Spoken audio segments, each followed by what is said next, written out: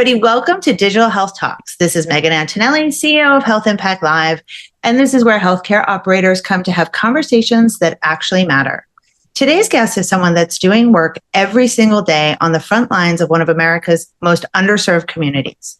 Dr. Adam Aponte is a board-certified pediatrician trained right here in New York City with 25 years of experience in community health. He is now the CEO of East Harlem Council for Human Services and leads Broken Neighborhood Health Center, a federally qualified health center that has been the backbone of East Harlem since 1965. They deliver comprehensive care regardless of insurance status or the ability to pay. HR1 is threatening $300 million in FQHC funding for New York in just New York alone. Dr. Aponte is here to make the case that this is not just a community health story. It is a health system leadership story, and the stakes could not be higher. Dr. Aponte, welcome to Digital Health Talks. Hello, Megan. Thank you so much for inviting me on this podcast. Really excited, this recording, really excited to join you and share our perspective from here in East Harlem, from the front lines, as you say. Yeah, no, it's amazing. You know, looking at your career and your experience as a pediatrician, I think you trained at Mount Sinai. You have, been, working in this community for so long. And I think, I noticed in your bio that you joined right at the pandemic in terms of, really what that was taking hold in New York City. And that kind of speaks volumes about, what this work means to you. But in your own words, tell our audience a little bit about, your journey and how you got to where you are now. Great. And thanks for allowing me that opportunity. Because I often tell people, I say, you know my glory, but do you know my story, right? And I wish I would have quoted that line. I didn't quote that. Somebody else quoted it, but it just resonates with me as far as, how'd you get here? And, born and raised in East Harlem, New York, this is my community. This is what really kind of the major reason why I feel compelled and feel a responsibility to this community, because I was born and raised here. I was joking earlier with you that, from the time I can talk, I knew I wanted to be a doctor. And my mother says, I've always said that I was going to go to Mount Sinai School of Medicine, where I grew up right around the corner from. And so that's what really drives me, right? That's my passion for this work, because seeing firsthand what we now describe as health disparities, something I really witnessed. And you're a New Yorker, so you know this, right? You know that distinctions between the Upper East Side and East Harlem, a community divided by 96th Street, that double yellow line, and how that line represents so many disparities between that community in so many ways: economic disparities, health disparities, housing disparities, you name it. And so witnessing that firsthand is what really drives me to want to make a difference in my community. And so I've had a very, blessed journey to this point, including, public school systems in New York City, City College of New York, shout out to City College, went to Mount Sinai, as you said, to do my medical school education there, stayed there for my pediatric education, and have really stayed connected to East Harlem in one way or another throughout my entire career. I did work in Brownsville, Brooklyn, but my work has always been focused on underserved communities, marginalized communities, which, by the way, because they're underserved and marginalized, doesn't mean that they don't have special characters, right? East Harlem is a very rich, vibrant, culturally rich community, food, arts, resiliency, but unfortunately, it has its significant share of health inequities and health disparities, and it's time to change that. And so I had the chance to rejoin this particular organization that I've known for many, many years, the East Harlem Council for Human Services, during the pandemic. I was actually working somewhere else. I was working for New York City Health and Hospitals at the time, and reached out to the then CEO and said, look, you guys must be facing challenges, because we're all facing challenges. And really, we just wanted to offer my assistance. And, that conversation led to me coming on as chief medical officer. And then almost 3 years now, I've been the chief executive officer for the council. And as you mentioned, one of our major programs is the Borinquen Neighborhood Health Center, a federally qualified health center located here in East Harlem. The very first one, actually, in East Harlem, that's been serving this community for over 52 years now. The council since 1965, so 61 years serving, but the health center was created in 1974. What an amazing journey. And really, we were neighbors. We were just, a few blocks apart. But as you said, that 96th Street, sort of border there, puts two neighborhoods that are so disparate next to each other, and Mount Sinai, kind of sits in the middle there. serving both communities. But, I think it's very important to recognize kind of the importance of FQHCs. And we talk about them a lot. We've heard about them quite a bit recently with HR1. But tell us a little bit in terms of, what role does that FQHC play there in East Harlem? Yeah, so for your listeners and those people listening on this show, so federally qualified health centers are also known as community health centers. They came about during the Johnson administration during the War on Poverty, and it was a real effort to make sure that all communities had access to primary and preventive care services. Fast forward 60 years, today in this country, there are over 1,500 FQHCs, actually closer to 1,600, serving over 35 million U.S. residents. So 1 in 10 U.S. residents gets their care in an FQHC. In New York, we're about 80 FQHCs with 900 locations serving 2.5 million New Yorkers. So 1 in 8 New Yorkers get their care in FQHC. And our goal and our purpose is to provide access to primary and preventive care services. That's the core of what we do. Over the years and decades, we've adopted some other additional services that we think are equally important to that whole person care. And we'll talk about whole person care and what that means. But our major goal is to make sure that no one's falling through the cracks. Everyone who needs and deserves primary care get it. And so we are equipped to see anyone, regardless of their ability to pay, regardless of their immigration status. We are a safety net. That's what we represent in the healthcare system. And over the last 6 decades, we have really evolved to be a major contributor to the provision of primary care services for so many individuals, such that if we did not exist, the health outcomes in this country would be so much more worse off. And so that's really in a nutshell what we do. And those services include, prenatal care, pediatric care, adult medicine, dental care, behavioral health services. We often have a pharmacy on site, really make that one-stop shopping for individuals and help them navigate this very complicated healthcare system, right? And when I say complicated, it's complicated for all of us. I don't care what your educational attainment is.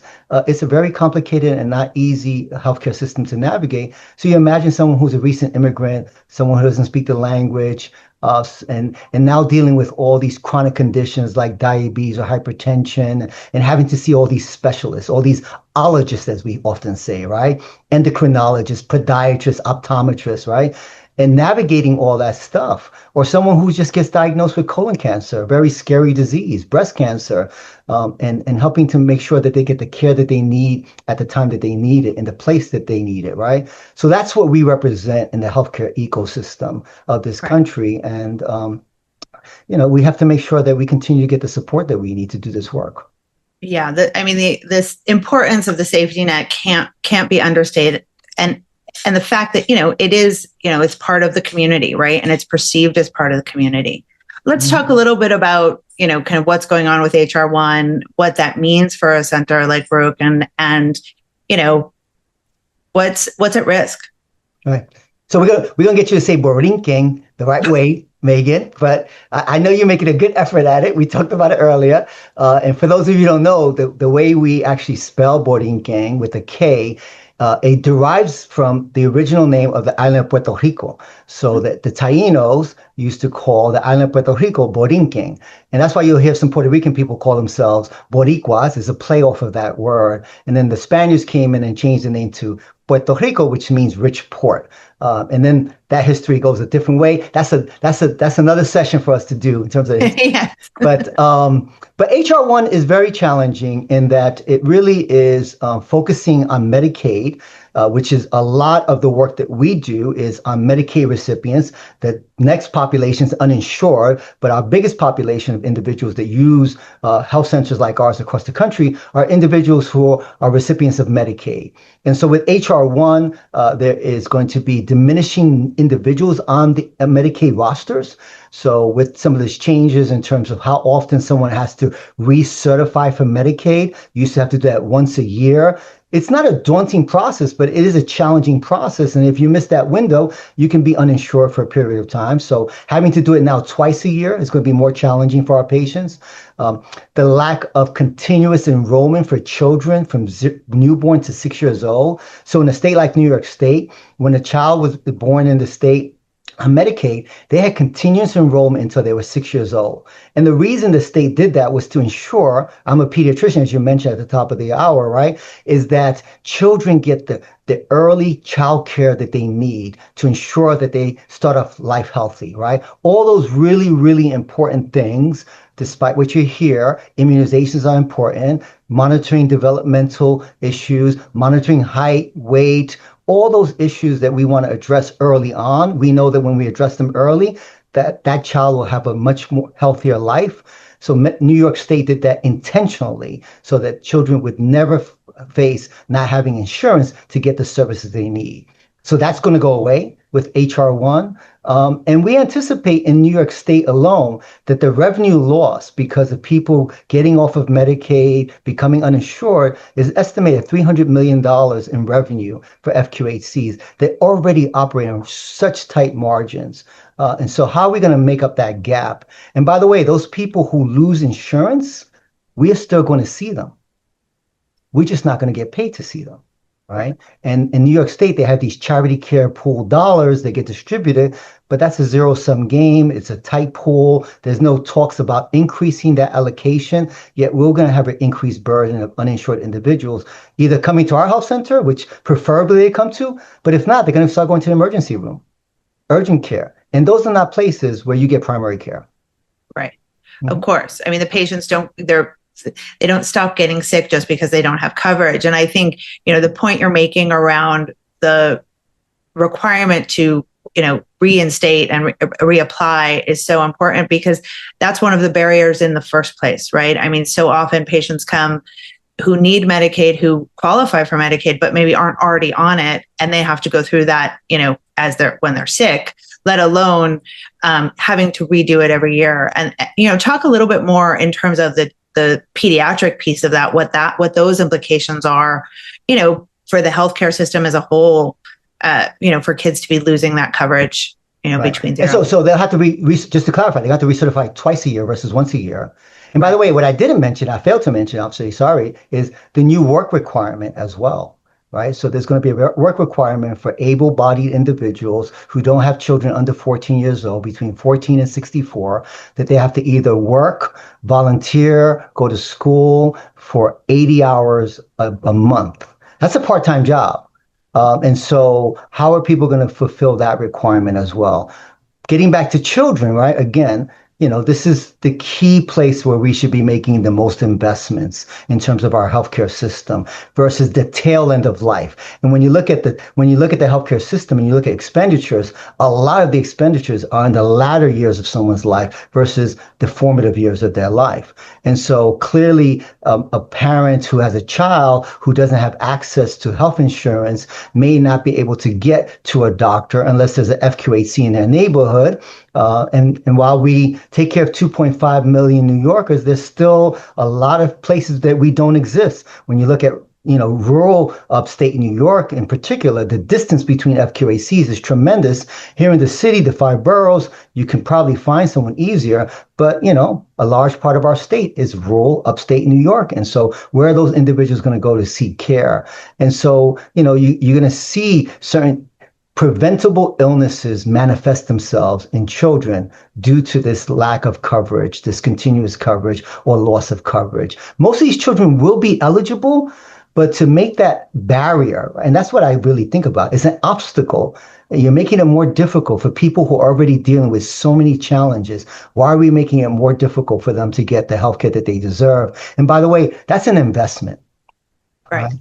The more we invest in that early sort of childhood healthcare, the less likely that they're going to be a large expenditure at the tail end of life, right? It's that sort of ounce of prevention, pound of cure analogy that we use. It sounds very cliche, but it is so true in medicine beyond, what you may apply that to in other places. It really is so true in medicine. And so that's why it's important for us to really focus on that. If we want to curb healthcare expenditures in this country, and I do agree that there is some elements of fraud, waste, and abuse, it's not in the FQHC world, though. It's not what we're doing.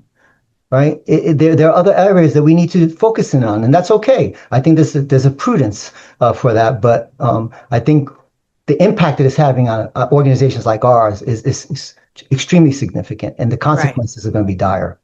Right. And obviously the financial elements of that and the paperwork requirements to have people do to re up their membership, their eligibility status, and in an environment where we already talked so much about kind of a lack of trust and lack of usage of services, right? I mean, part of pediatric medicine is about getting people in the habit to go to the physician, to go to, to trust their doctor, to build those relationships. And in these communities where that's even, that's more needed and more necessary, you're creating barriers to that. So, I think talk a little bit about as you've seen, sort of working in that community for so long, that importance of the community, expecting those health systems to be there for them, and how that trust, kind of matters for care delivery and the continuity of care. Yeah. And, you're so right. The key to pediatrics is helping children to adopt healthy lifestyle choices from early on. Right. And one of the reasons I went into pediatrics was because I felt like it's going to be very difficult for me to take an adult who's been smoking 30 years to get them to quit. It's going to be a lot easier for me to take a child who's never smoked and get them to never smoke, adopting healthy lifestyle choices.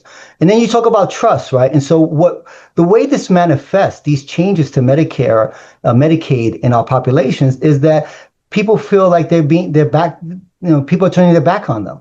Right. And the communities already where they have this sense of distrust for sort of, establishment. Right. Because rightly so, because, you look at East Harlem and there's just so many health inequities that people have had to deal with for decades. And so now we're further compounding that distrust by taking these kinds of measures.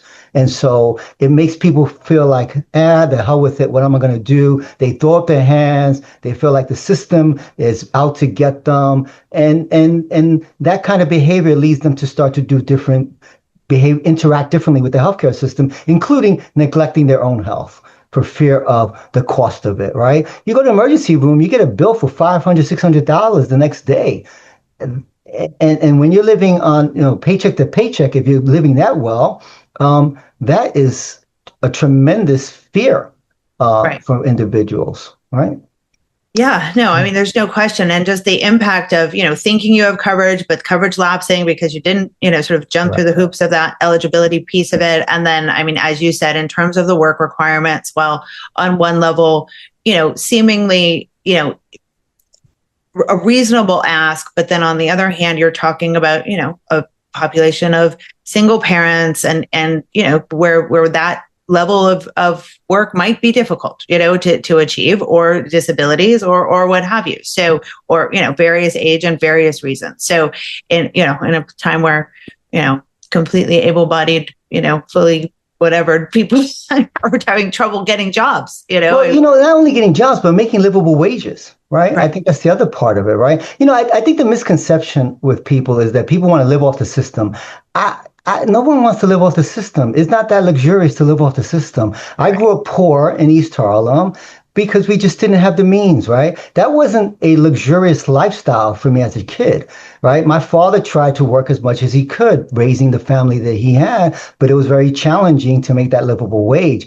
Most people, if not the vast majority of the individuals that I work with, they want to work. They want to contribute to their own well-being, but they can't find work. They can't make livable wages. They're taking care of several generations of families that prevent them from being in the workforce. People have a misconception of these sorts of things. When I used to teach students a lot at Mount Sinai, and even when I was a student, many of my colleagues did not have the perspective that I had growing up in East Harlem, right? And so they see someone who has substance use disorder, and they feel that that person made conscious choices in their life to use, illicit drugs. And I pushed back on them. I was like, no one I know ever grows up to say, I want to be a drug addict when I grow up. I want to be homeless when I grow up. There are circumstances that lead people to these situations that often are beyond their control. And then once you're there, how do we help them move out? More importantly, how do we prevent them from going down that route?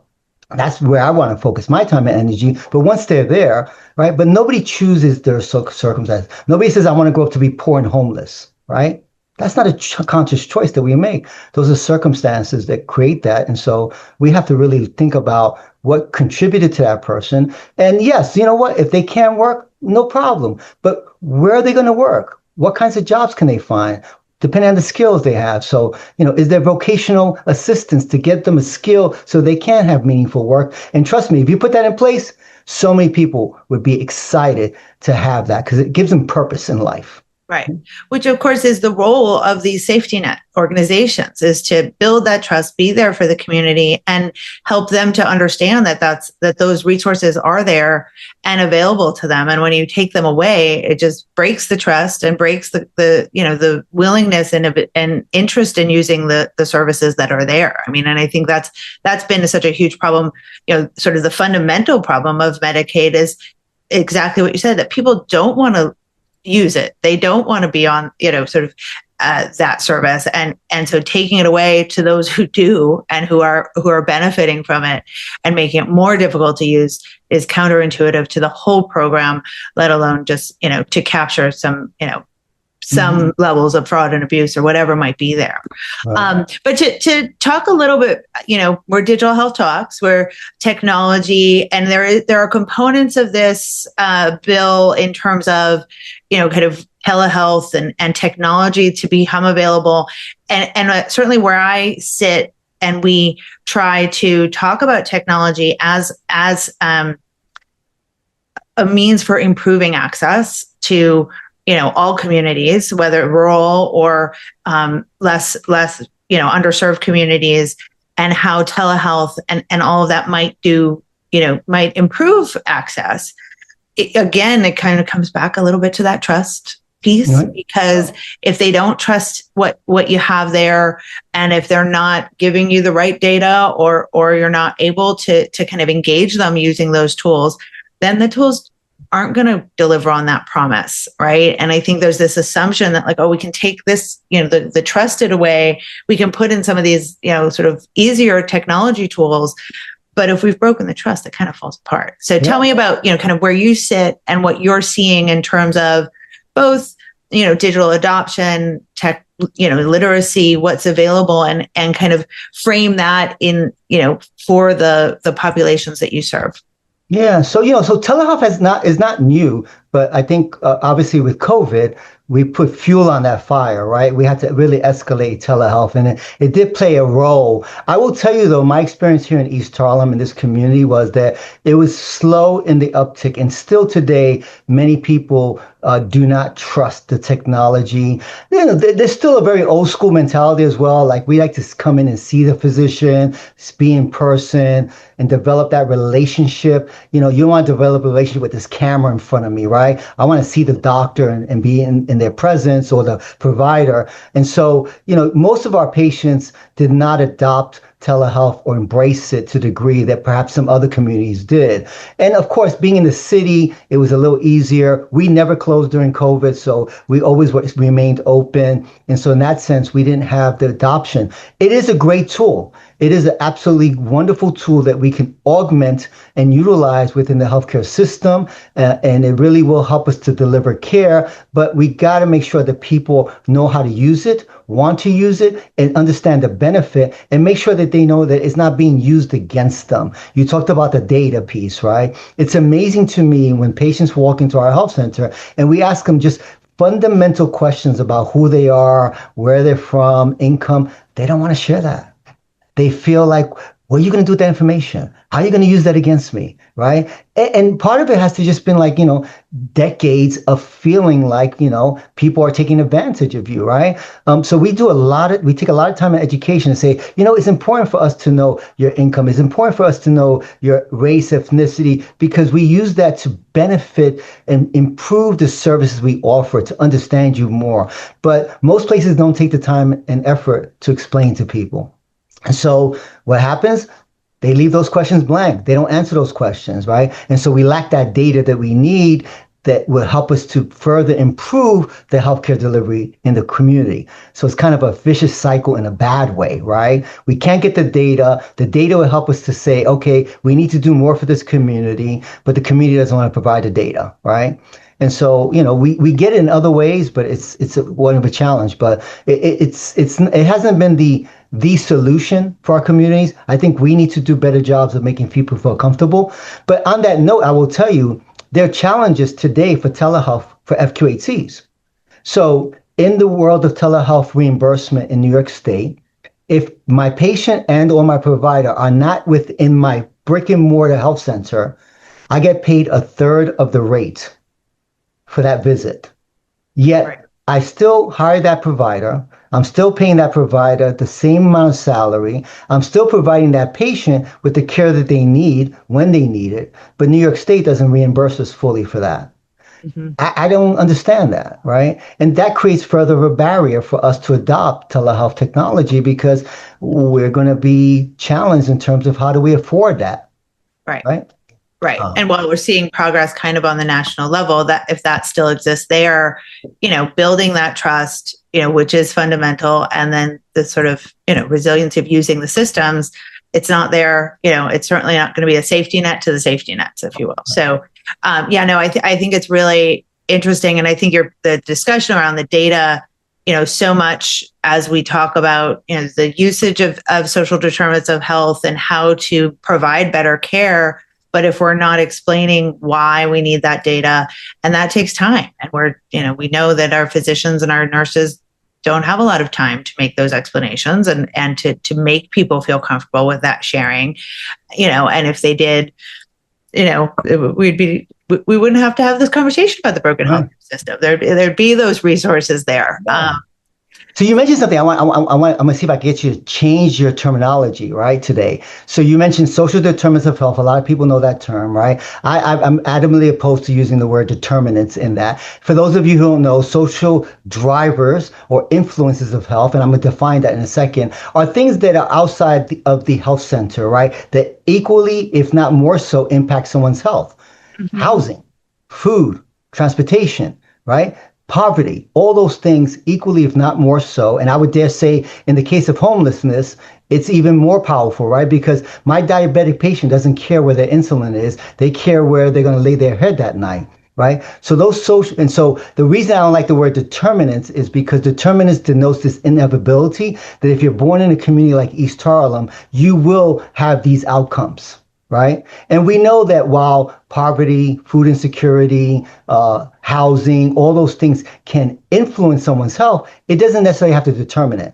And I'm evidence of that. Right. Mm-hmm. A kid born and raised in East Harlem, poor family. Here I am now leading a health center. So, Megan, I'm going to challenge you to start using drivers of health. I knew I'd learn a lot in this conversation.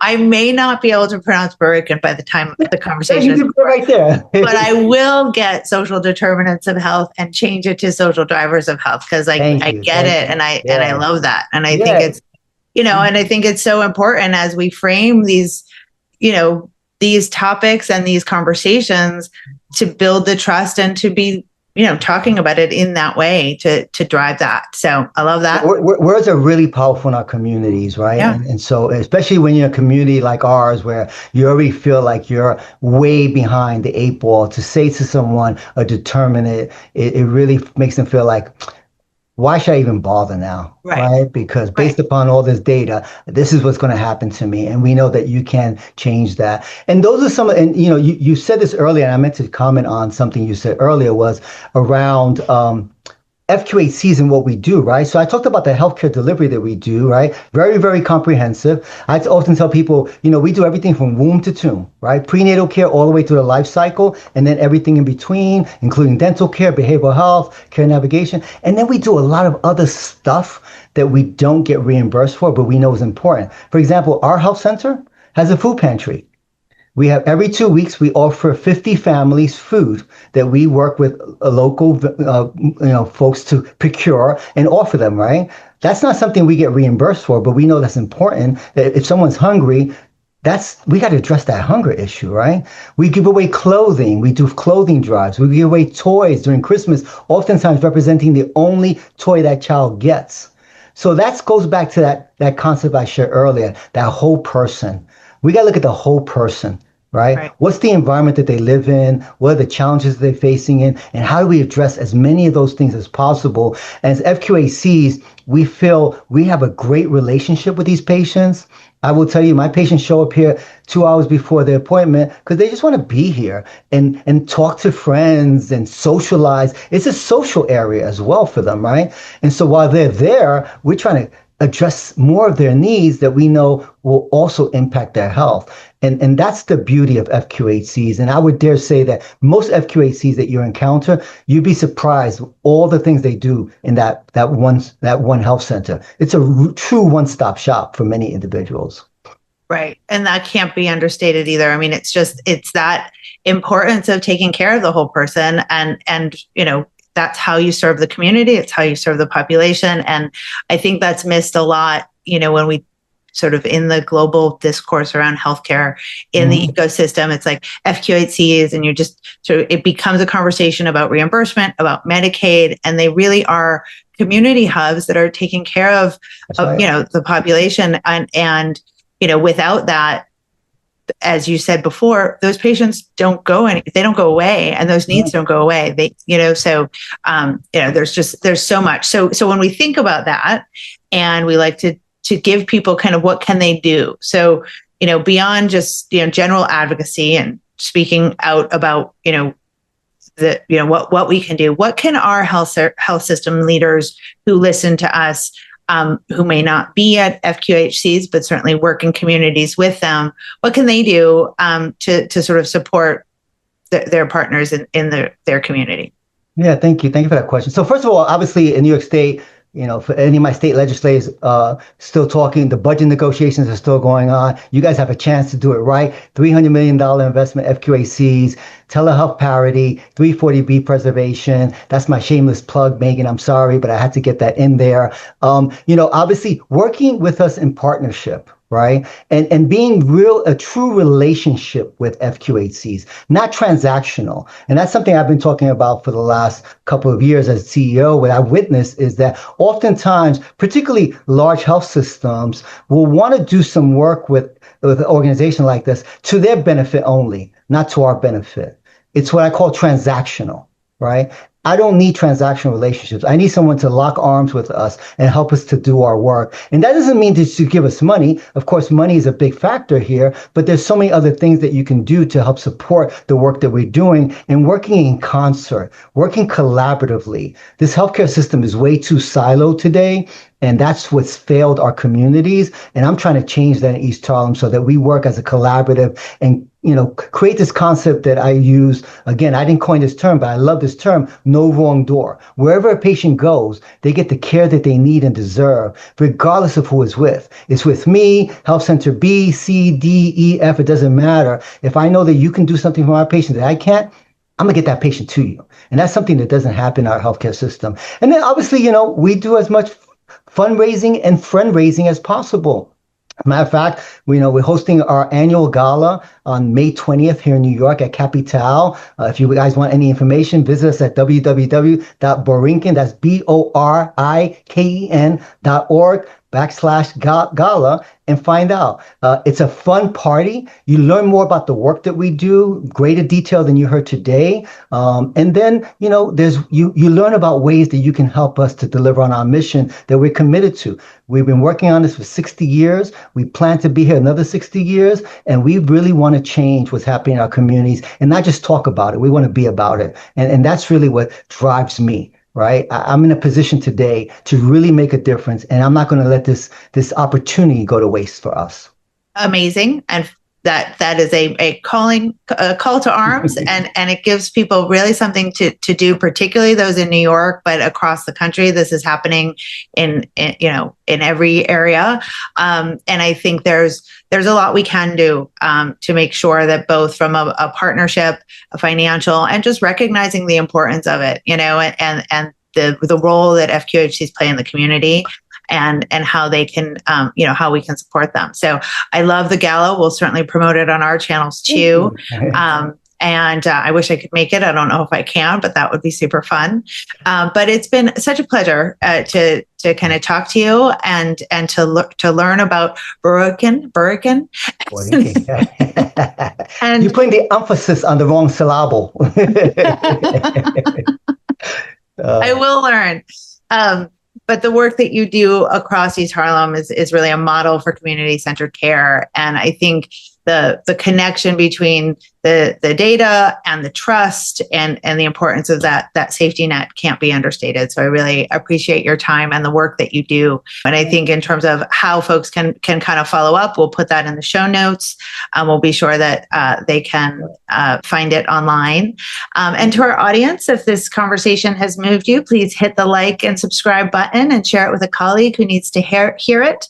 And you can visit us on healthimpactlive.com for the full library of Digital Health Talks episodes. This is Megan Antonelli, CEO of Health Impact Live, signing off for Digital Health Talks, where healthcare operators do the real work that makes healthcare better for everyone. Until next week, let's keep fixing healthcare one conversation at a time.